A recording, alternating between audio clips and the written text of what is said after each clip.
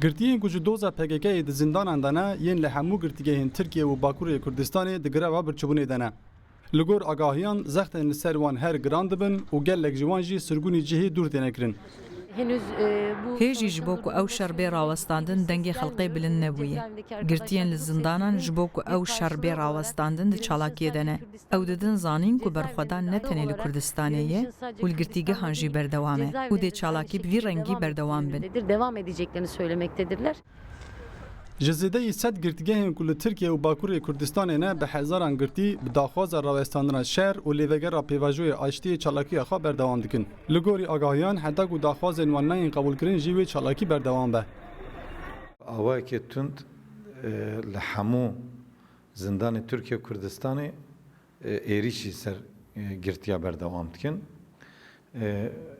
Gelek girtîgeh yê Kurdistanê tên valakirin û hem girtiye di greva birçîbûnê de ne hem jî yêdin sürgünê girtîgehê Tirkiye dikin yê dûr dikin wek Qaradenizê, Egeyê, Marmarayê, Trakyayê. Em bêjin li gel van pêkutiya jî, van êrîşa jî hevalê ku tên di greva birçîbûnê de ne û tê sürgünkirin jî dîsa çalakiya xwe berdewam dikin.